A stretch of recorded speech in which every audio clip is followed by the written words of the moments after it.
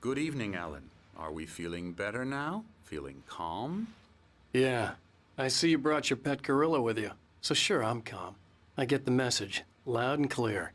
Quite right. That's the spirit. You're being very brave, Alan. I understand you're confused. I would be more concerned if you weren't suspicious of me. I don't blame you for it. Big of you. Now, why don't you come with me? We'll reacquaint you with my clinic and go over everything you might have forgotten. Little walk and some fresh air? Yes, it will do you good. This corridor is for patients. Most of them aren't here right now. Jack took them out for a fishing trip, except for the ones who are particularly vulnerable, of course. I encourage creativity as a part of the recovery process here at Cauldron Lake Lodge. I specialize in treating artists. I bet you do. Splendid, Alan. I honestly believe we can get this thing under control if we work together. This way, Alan.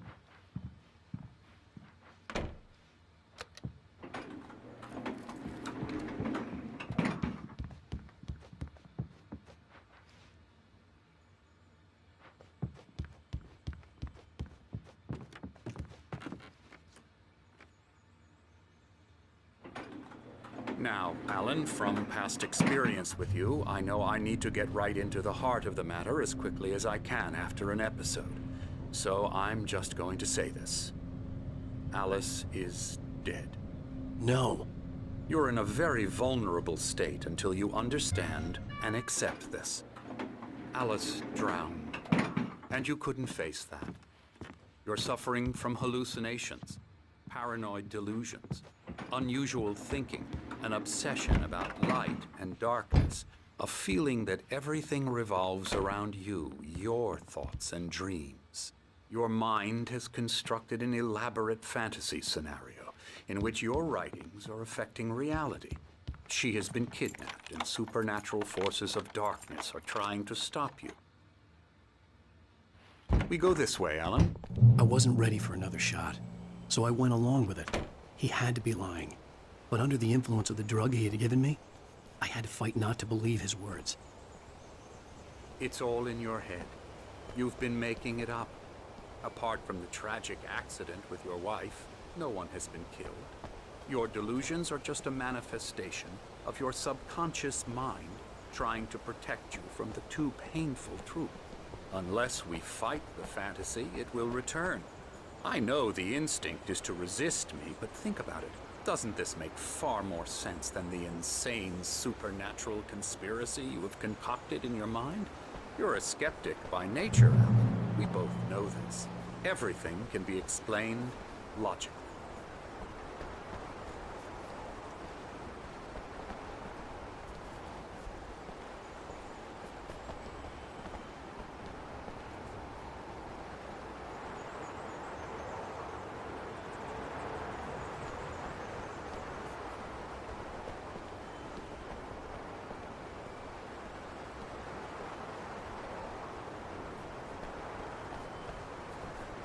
I never get tired of this view. Very inspiring, isn't it? Cauldron Lake spread below us. I could see Mirror Peak on the other side of the lake. I thought I could make out the spot where Diver's Isle had been when I arrived with Alice. Now there was nothing but waves. It seems there's a storm coming. Funny, I don't recall there being a mention of that in the weather forecast. Well, no matter. This way. Follow me. Alan, what I'm telling you is good news. Right now we're in control. Every time you have a relapse, it gets more and more difficult to resurface from the dark depths of your imagination. Not surprising, considering your profession. Imagination is what you work with. After all your nightmares, this should come as an immense relief to you. If it doesn't, why is that? Because I'm lying? Or because you don't want to admit that you're not well? It's very natural for you to think of me as your enemy. It's part of the illness. I let him talk. Hartman obviously loved his own voice. His words echoed madly inside my head. I dug my nails into the palms of my hands to stay focused. You need to work with me. Once you accept that, we can begin the journey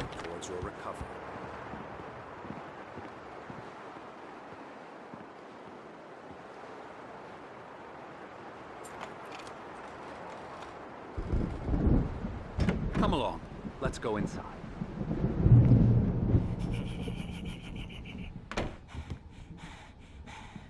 Here's the entrance to the office wing. That's for staff only. You were impressed by my trophies when you first arrived here. I do love to hunt. The great outdoors, man versus nature. It's wonderful stuff.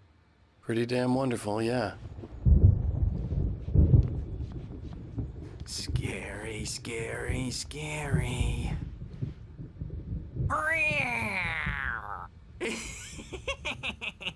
Emerson.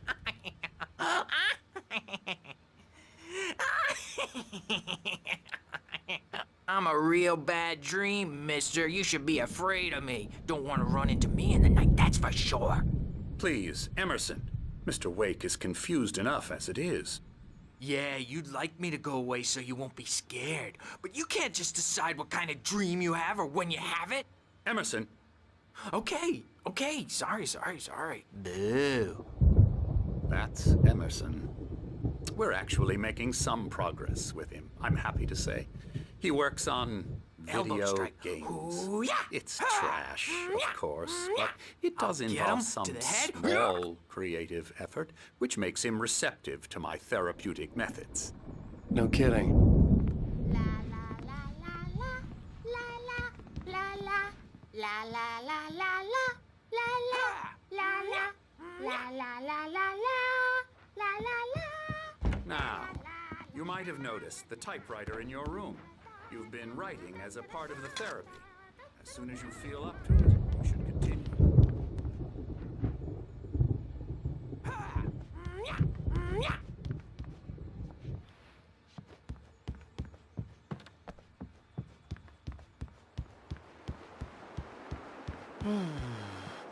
Oh, hello. I've painted you. Okay. I was just struck by inspiration a couple of days ago. Dr. Hartman wanted me to paint landscapes. And that's doing these things. A lot of them. The images just keep coming. Dr. Hartman likes them. He has them in his office.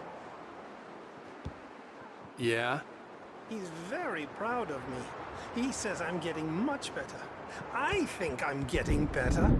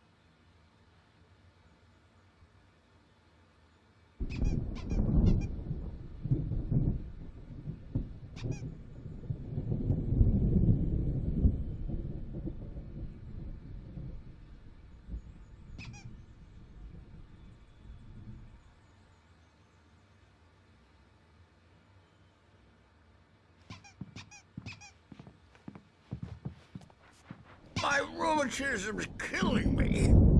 There's a storm coming. Oh, what a storm. I hope it wipes this place off the face of the earth. And these two are the Anderson brothers, Odin and Thor. They had how should I put this? A heavy metal band in the 70s and 80s called Old Gods of Asgard. They even adopted new first names to complete the image of Viking gods. After the band broke up, they lived on a farm nearby. They are, well, in advanced stages of dementia. They're well cared for, TLC and all that. There's nothing more that can be done. I'm afraid that the rock and roll lifestyle has left its mark. Oh, that won't do. I'm so sorry to cut this short for now, Alan. The power has been acting up. I'd better go check on it. We'll continue this soon. Meanwhile, when you feel up to it, return to your room and try to write. It really is for the best. Don't you think?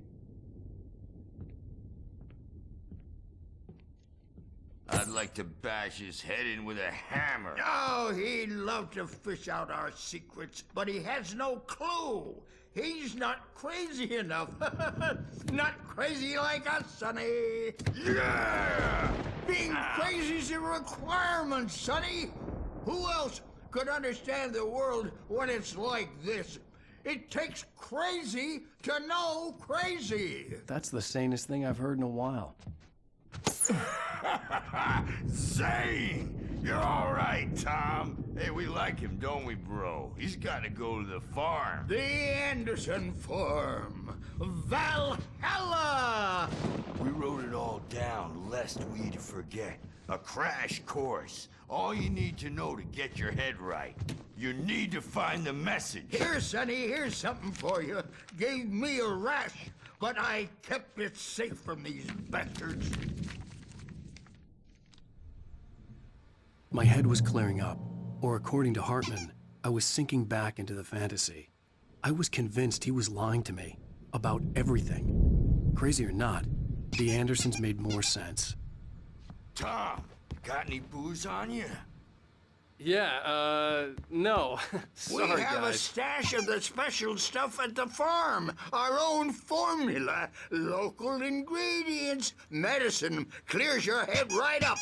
Makes you remember like moonbeams on the brain.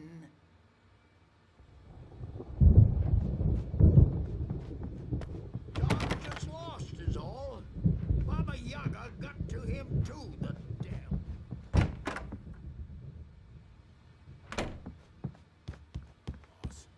I may need a hand here later on, Birch. The storm's bound to make you-know-who jumpy. You know how they get. Gotcha. The doc's got me looking after Wake here, but holler if they get too rowdy. I'll do that, Birch. Something's wrong. I'm not myself. It's hard to think. There's a shadow inside my head. I can only focus on writing. Everything else is a blur. I'm trapped in this cabin. Have been for days, but it's always dark outside. My editor is real.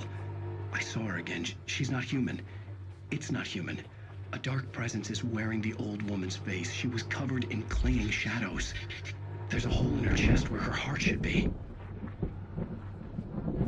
I think I've made a horrible mistake. I don't think I'm any closer to saving Alice. It's been lying to me, using me to get the story it wants, and the story will come true.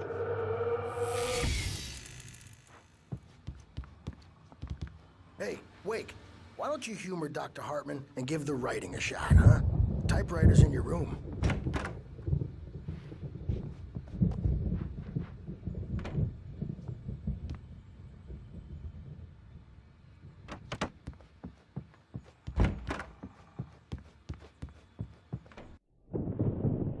The white glare of the blank page in front of me hurt my eyes.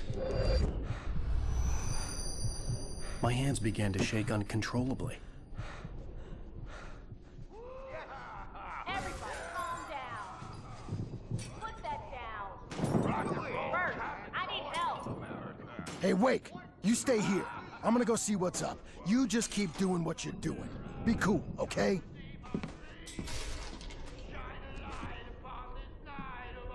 I didn't know what the chaos was all about, but it could be my only chance of getting out of here.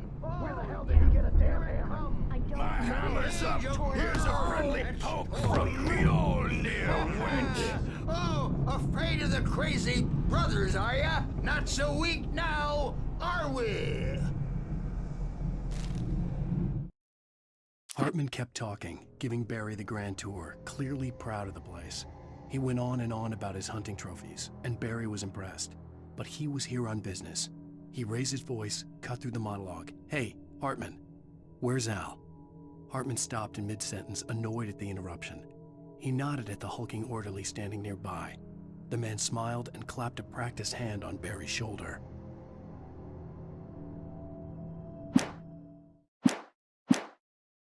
Well, things are unraveling fast, aren't they? Sinclair looked bad. That wasn't a love tap. The crazy old fart hit her hard. backstage If is she was one of all Hartman's yours, goons, Tom. she had it Seize coming. your I had to get to destiny. Hartman's office. He had taken all my manuscript pages. That's where he'd been keeping them. Come out and face the music, Birch! It's time to pay the piper! Maybe you could come out and beat our women. Don't diapered asses words, since you're so tough, Birch. The photo on the wall caught my attention. In it, the clinic staff was standing outside the lodge. I knew the man next to Hartman. He was the kidnapper. Hartman had been playing me all along. The markings on the tape said they were recordings Hartman had made at the sessions with his patients. I saw Alice's name on one of them. For a moment, I couldn't breathe right. He's so angry all the time. He's getting violent. Do you mean with you? No, not with me. No, never. Sometimes I almost wish Alan would take a swing at me, because at least that'd lead to a conversation he couldn't just march out of. But no. Alan doesn't really sleep. And the work, well, he's not writing at all. He sits there for hours and just gets more and more frustrated. And I can't talk to him. Yes. Tell me, Mrs. Wake. What would you say to him if he'd listen? I don't know. I want to say, I look at you, and it's not you. Just some stranger who resembles you. Looking out from behind your eyes, and I don't like that guy much. And now it's all gonna go to hell. But you don't ever say this. No. I've tried, but he's not listening. He's too deep in his own problems, always going on about something else. I'm so afraid I'm gonna lose him, and we're not even talking anymore. He doesn't let me in anymore. He just keeps me in the dark. I'm so alone here, even when he's home. Please help me, Doctor, because I'm at my wit's end. Well, if you can just get him here, I'll absolutely do my very best. Yeah, but Doctor, you need to be careful with him. He's not just going to listen to you and cooperate. He's the most stubborn man I've ever met. Well, I'll be sure to bear that in mind. Hearing her voice, what she was saying made me happy and sick and guilty all at once. Worst of all, I recognized the words. The phone call from her. It had been a cut-up of this. Just a recording.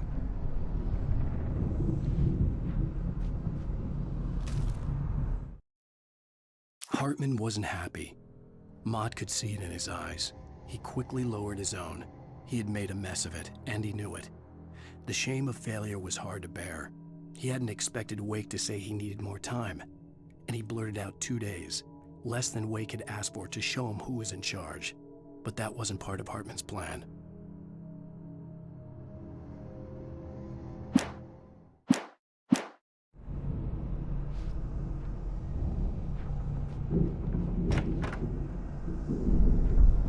Let me out of here! Hartman, do you hear me? I'm gonna do your crazy quack ass to shreds! Seriously! Do you have Barry? any... Ow! About time! Barry, man, am I glad to see you. We need to get to Hartman's office. It's right next door. You okay? Yeah. I mean, no! The cops found me at Rose's trailer, but they didn't hassle me too much. I'm obviously a victim in this, and I demanded to be treated as such. Or else I'd sue their asses. Speaking of asses, that Fed gave me a real hard time, but I had no clue where you were. That guy's crazy, Al. But he let me go, and then I get a call from Hartman, that son of a bitch, who tells me you're here, and I should come pick you up, but when I got here, 2 goons clobbered me and stuck me in there. What's with the cutout? I stole it from the diner to piss off Rose after what she did to us. That'll teach her. Yeah, that's a harsh punishment. Come on, pal, we gotta get going.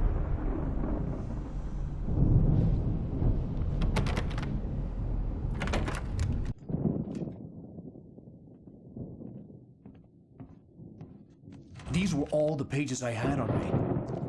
And more.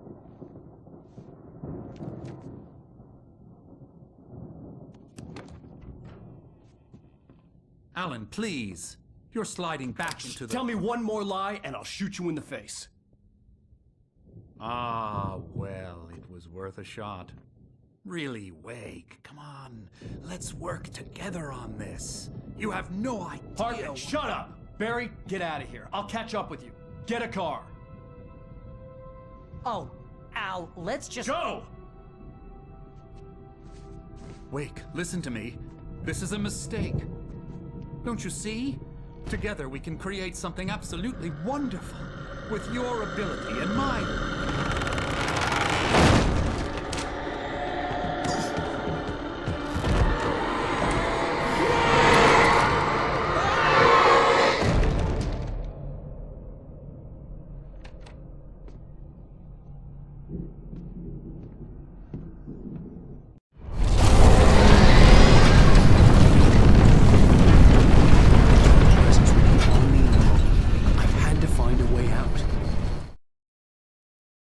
Hartman followed the fall of Alan Wake with his binoculars. When the rider hit the water, he ordered Jack to take the boat to him. The spot was easy to see in the dark, even with all the extra lights in the boat. The flare floated and kept burning even in the water. Jack turned the radio louder as the engine sputtered. The music was rough and clanking, something the Anderson brothers would no doubt have enjoyed. But Hartman chose to ignore it. Wake was finally within his reach.